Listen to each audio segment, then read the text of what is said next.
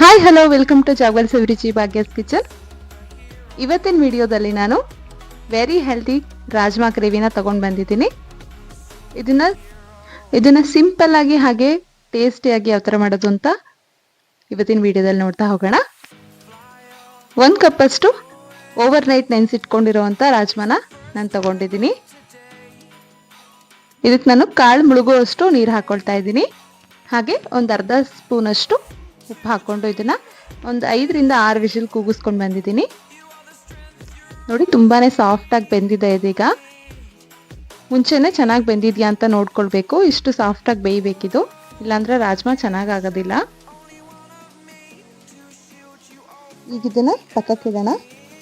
ಮೊದಲಿಗೆ ನಾನು 3 ಟೊಮೆಟೊ 2 ಈರುಳ್ಳಿ ತಗೊಂಡಿದ್ದೀನಿ. ಈರುಳ್ಳಿ ಸಣ್ಣದಾಗಿ ಹೆಚ್ಕೊಂಡಿದ್ದೀನಿ. ಹಾಗೆ 3 ಟೊಮೆಟೊನ ಗ್ರೈಂಡ್ ಮಾಡ್ಕೊಂಡು ಬಂದಿದ್ದೀನಿ. ಇದು 1 ಕಪ್ ಅಷ್ಟು ಸಿಕ್ಕಿದೆ. ಈಗ ಒಂದು ಪ್ಯಾನ್ಗೆ 1 ಸ್ಪೂನ್ ಅಷ್ಟು ಎಣ್ಣೆ ಹಾಕೊಳ್ತಾ ಇದ್ದೀನಿ. ಇದಕ್ಕೆ ನಾವು ಚಿಕ್ಕದಾಗಿ ಹೆಚ್ಚಿಟ್ಕೊಂಡಿದ್ವಲ್ಲ ಆ ಈರುಳ್ಳಿನೆಲ್ಲ ಹಾಕ್ಕೊಂಡು ಹುರ್ಕೊಳ್ಬೇಕಾಗತ್ತೆ. ಒಂದು 2 ರಿಂದ 3 ನಿಮಿಷ ಹುರ್ಕೊಳ್ಬೇಕು. ಫುಲ್ ಬ್ರೌನ್ ಕಲರ್ಗೆ ಟರ್ನ್ ಆಗಬೇಕಿದು, ಅಷ್ಟು ಹುರ್ಕೊಳ್ಬೇಕಾಗತ್ತೆ.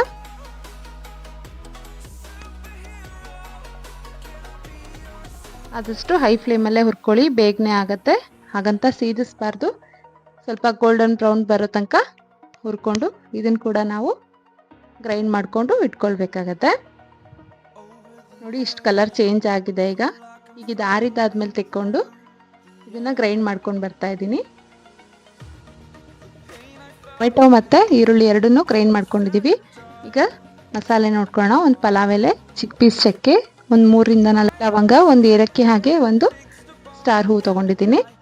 ಈಗ ಒಂದು 2 ಸ್ಪೂನಷ್ಟು ಎಣ್ಣೆ ಹಾಕ್ಕೊಳ್ತಾ ಇದ್ದೀನಿ. ಈಗ ಮಸಾಲೆ ಐಟಮ್ಸ್ ಏನಿದೆ ಅದೆಲ್ಲದನ್ನು ಹಾಕ್ಕೊಂಡು ಫ್ರೈ ಮಾಡ್ಕೊಳ್ಳೋಣ. ಹಾಗೆ ಒಂದು ಹಸಿರು ಮೆಣಸಿನ್ಕಾಯಿನ ಚಿಕ್ಕದಾಗಿ ಕಟ್ ಮಾಡಿಕೊಂಡು ಹಾಕ್ಕೊಳ್ತಾ ಇದ್ದೀನಿ. ಹಸಿರು ಮೆಣಸಿನ್ಕಾಯಿ ಕೂಡ ಖಾರ ಕಂಪ್ಲೀಟಾಗಿ ಹೋಗೋ ಥರ ಹುರ್ಕೊಳ್ಬೇಕು. 1 ಸ್ಪೂನಷ್ಟು ಶುಂಠಿ ಬೆಳ್ಳುಳ್ಳಿ ಪೇಸ್ಟ್ ಹಾಕ್ಕೊಂಡು ಹಸಿ ವಾಸನೆ ಹೋಗೋ ತನಕ ಫ್ರೈ ಮಾಡ್ಕೊಳ್ಳೋಣ. ಮೀಡಿಯಂ ಫ್ಲೇಮಲ್ಲೇ ಮಾಡ್ಕೊಳ್ಳಿ. ಈಗ ಈರುಳ್ಳಿ ಪೇಸ್ಟ್ ಮಾಡ್ಕೊಂಡಿದ್ವಲ್ಲ ಅದನ್ನು ಸೇರಿಸ್ಕೊಳ್ತಾ ಇದ್ದೀವಿ. ಹಾಗೆಯೇ ಟೊಮೆಟೊ ಪೇಸ್ಟ್ ಕೂಡ ಈಗಲೇ ಆ್ಯಡ್ ಮಾಡ್ಕೊಳ್ಳೋಣ.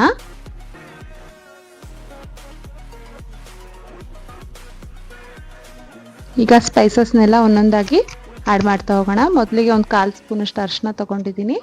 1 ಸ್ಪೂನಷ್ಟು ಚಿಲ್ಲಿ ಪೌಡರ್, ಒಂದು ಅರ್ಧ ಸ್ಪೂನಷ್ಟು ಜೀರಾ ಪೌಡರ್, ಹಾಗೆ ಧನಿಯಾ ಪೌಡರ್ ಕೂಡ ಒಂದು 3/4 ಸ್ಪೂನಷ್ಟು ಹಾಕ್ಕೊಳ್ತಾ ಇದ್ದೀನಿ. ರುಚಿಗೆ ತಕ್ಕಷ್ಟು ಉಪ್ಪು ಹಾಕ್ಕೊಳ್ಳೋಣ. ಉಪ್ಪು ನೋಡ್ಕೊಂಡು ಹಾಕ್ಕೊಳ್ಳಿ, ಏಕೆಂದರೆ ಕಾಳು ಬೇಯಿಸ್ಕೊಳ್ಳೋದಕ್ಕೆ ಕೂಡ ನಾವು ಉಪ್ಪು ಸೇರಿಸಿದ್ವಿ ಒಂದು ಅರ್ಧ ಸ್ಪೂನಷ್ಟು. ಹಾಗಾಗಿ ಕಡಿಮೆನೇ ಹಾಕ್ಕೊಂಡಿರಿ, ಆಮೇಲೆ ಬೇಕು ಅಂದರೆ ಮತ್ತೆ ಸೇರಿಸ್ಕೊಳ್ಬೋದು. ಈಗ ಇದನ್ನು ನೀಟಾಗಿ ಒಂದ್ಸತಿ ಮಿಕ್ಸ್ ಮಾಡ್ಕೊಳ್ಳೋಣ. ಲೋ ಫ್ಲೇಮಲ್ಲೇ ಮಿಕ್ಸ್ ಮಾಡ್ಕೊಳ್ಳೋಣ, ಏಕೆಂದರೆ ಈರುಳ್ಳಿ ಹುರಿದಿದ್ದಾದ್ಮೇಲೆ ಗ್ರೈಂಡ್ ಮಾಡ್ಕೊಂಡಿದ್ವಿ. ಹಾಗೆ ಈ ಪೌಡರೆಲ್ಲ ಮುಂಚೆನೇ ಫ್ರೈ ಮಾಡೇ ಪೌಡರ್ ಮಾಡಿರ್ತಾರೆ. ಈಗ ಇದಕ್ಕೆ ಕಾಳನ್ನ ನೀರು ಸಮೇತ ಸೇರಿಸ್ಕೊಳ್ತಾ ಇದ್ದೀವಿ.